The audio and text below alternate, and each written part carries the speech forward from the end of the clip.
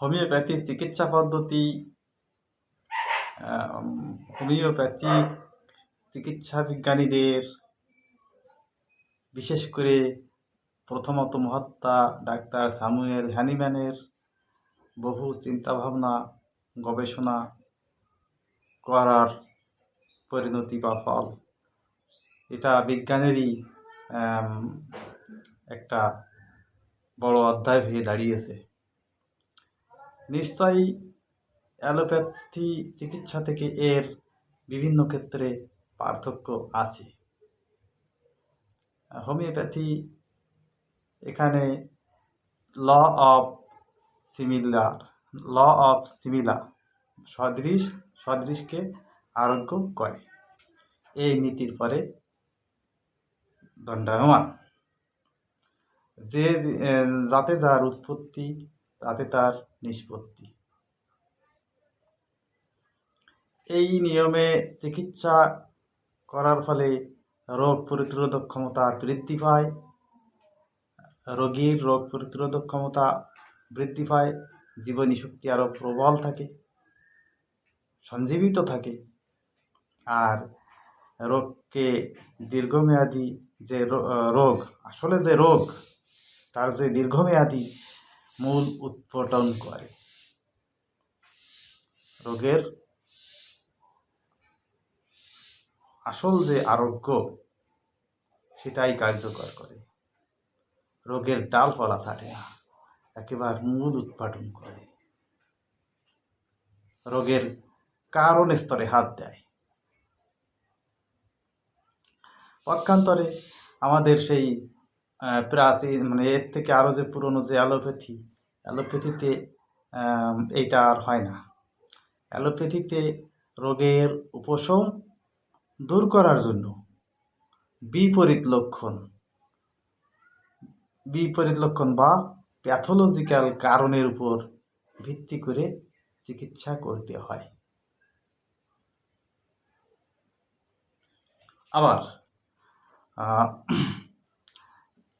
এই আমাদের এই হোমিওপ্যাথি ওষুধগুলো সাধারণত গাছপালা, খনিজ ও প্রাকৃতিক উপাদান থেকে তৈরি হয় এবং অত্যন্ত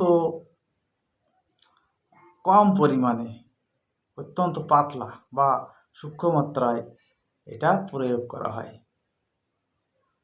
আর অ্যালোপ্যাথিতে কিন্তু ওইটা হয় না। অ্যালোপ্যাথিতে উচ্চ মাত্রায় সে মিলিগ্রাম, মিলিলিটার বেশি পরিমাণে রাসায়নিক দ্রব্য ব্যবহার করা হয়। তাহলে এখানে দেখো, হোমিওপ্যাথি ওষুধগুলো তৈরি হয় প্রাকৃতিক উপাদানে, আর অ্যালোপ্যাথি হয় উগ্র রাসায়নিক দ্রব্যে। এই একটা পার্থক্য।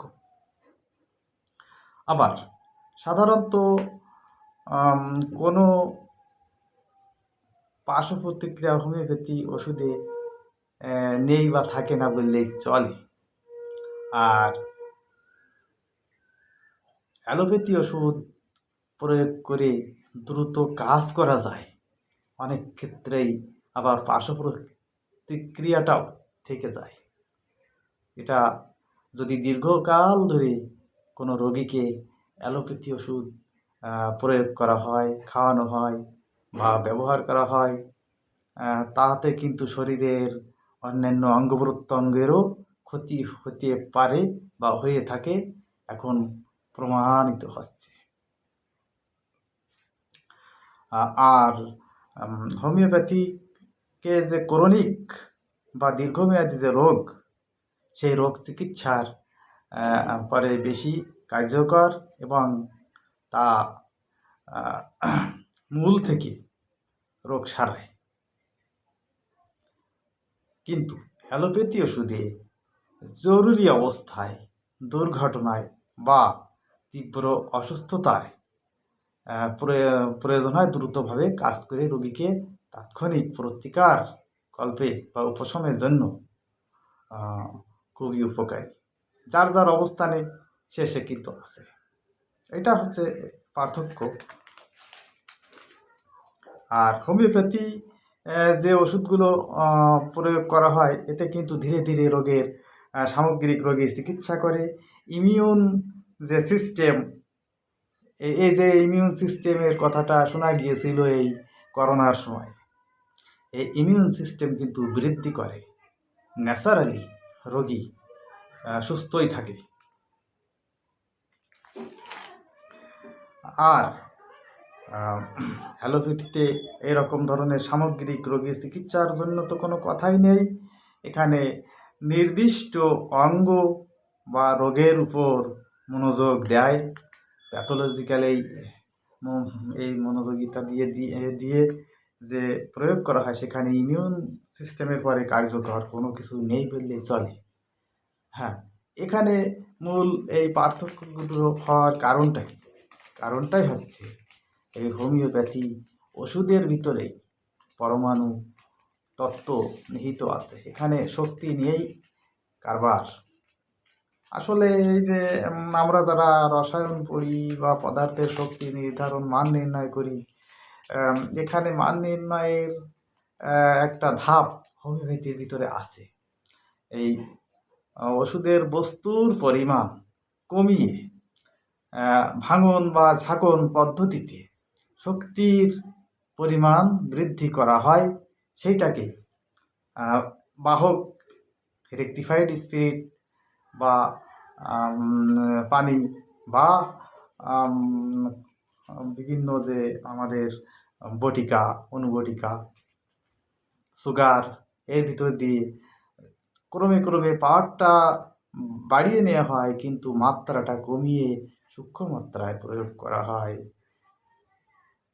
আর ওদিকে কিন্তু অ্যালোপ্যাথিতে শক্তির কিন্তু কোনো মানদণ্ড নেই, ওখানে আছে পরিমাণের কম বেশি করা। প্রত্যেকটা ট্যাবলেটের গায়ে দেখবেন আছে যে 40 মিলিগ্রাম, 500 mg, 50 mg, এইরকম করে। এটা কিন্তু ওই পরিমাণ নির্ধারণ করা, মিলিগ্রাম গ্রাম ওটা ওজনে মেপে ওটা হিসাব করতে হয়, কিন্তু ওর তো শক্তির মান না, নির্দিষ্টভাবে তার পোটেন্সি করে শক্তি পরিণত করে মানুষের জীবনী শক্তির সাথে সম্পর্ক করে প্রয়োগ করা একমাত্র হোমিওপ্যাথির ভিতরেই আছে, এবং এর নির্দিষ্ট সূত্র, অঙ্ক, গাণিতিক প্রক্রিয়া হোমিওপ্যাথির ভিতরে আছে। তাহলে এখানে হোমিওপ্যাথিতে বিজ্ঞান নাই তো বলার কায়দা নাই। বিজ্ঞানের সেই যে পরমাণুবাদ আছে, এখানে কিন্তু ওই আমাদের নিউটনের যে তৃতীয় সূত্র, every action has reaction and opposite, এই তৃতীয় সূত্র ফলো করা হয়, হোমিওপ্যাথির ভিতরে সেটাও প্রমাণ করা হয়।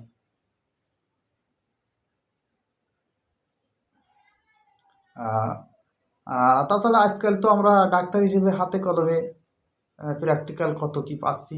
এই হোমিওপ্যাথি এক সময়ে ডাক্তার হ্যানিম্যানের বিপরীতে অবস্থান করেছিলেন আরও অনেক বড় বড় তখনকার সময়ের MBBS MD অ্যালোপ্যাথিক যে চিকিৎসকরা, তারা কেন্ট, ডাক্তার আমেরিকার ডাক্তার জেমস টাইলার কেন্ট, উনি কিন্তু হোমিওপ্যাথিকে প্রচুর বিরোধিতা করতেন, নিন্দাবাদ করতেন।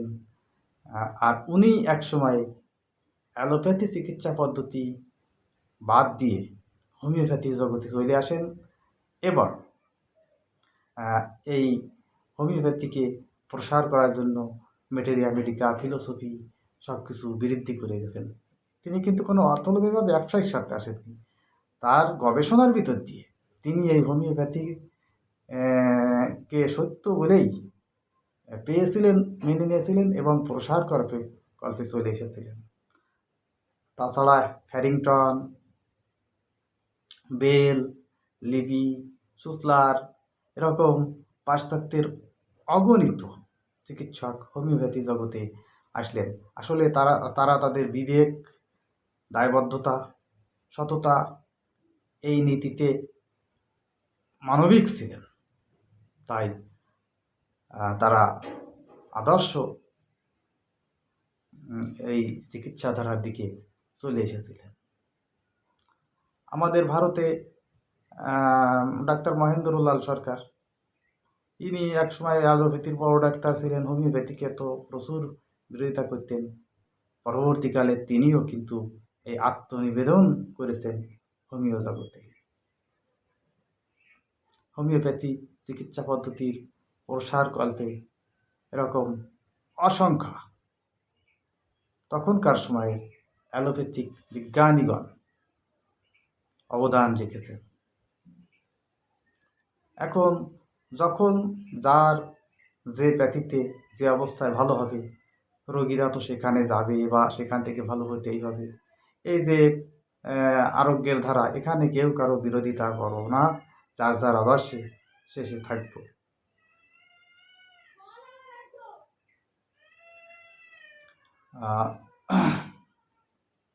যাই হোক, আজকের এই কথাগুলোর ভিতর দিয়ে অ্যালোপ্যাথি এবং হোমিওপ্যাথির আদর্শগত দিক দিয়ে কিছুটা পার্থক্য হয়তো বুঝতে পেরেছেন। আগামীতে আরও আমার এই চ্যানেলের যে আপলোডগুলো থাকবে ভিডিও, খেয়াল করবেন, খেয়াল রাখবেন এবং সাবস্ক্রাইব করে রাখুন। সবাইকে ধন্যবাদ।